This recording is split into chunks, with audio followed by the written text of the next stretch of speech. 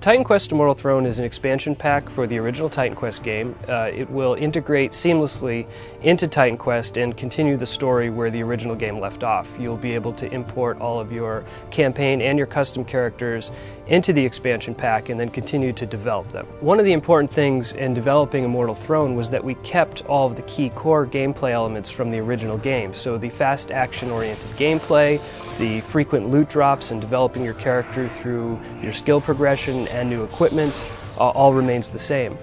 In addition to that, we've added 400 items to the game. That's common items, unique items, different pieces of equipment, armor, weapons. We've provided 15 hours of gameplay at each difficulty level. The player will be exploring 3 new Mediterranean levels as well as 5 regions in the Hades underworld.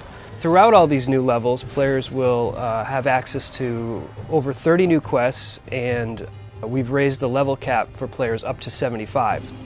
One of the new key features in Immortal Throne are caravans. Caravans are located throughout all the major cities, and players will be able to go to those caravans and store additional equipment. You'll have the ability to transfer items between your own characters using the caravans. Enchanters are a new type of NPC in Immortal Throne. They serve 2 main purposes. The first is that they will allow you to separate items and relics. The other main function enchanters have is that they will be able to create artifacts for you. Throughout the world, you'll find arcane formula, and these formula are basically recipes which will allow you to create a powerful item called an artifact.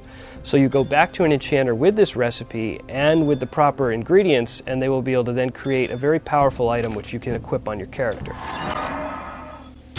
Another additional feature are scrolls.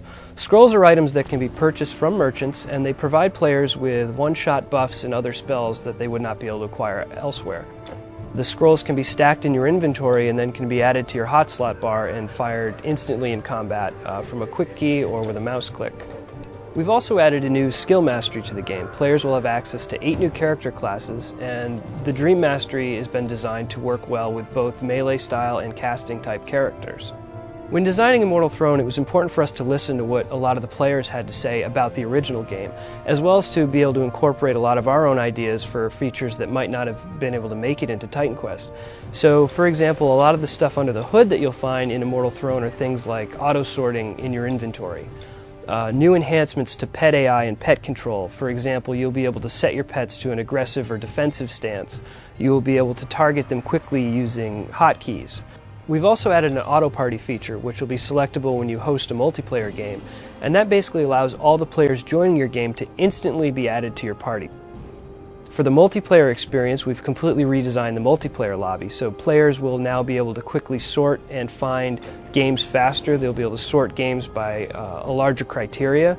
Players will also be able to look at the other players that are currently in those games, see their models, get more information about those characters before deciding if that's a game they want to join.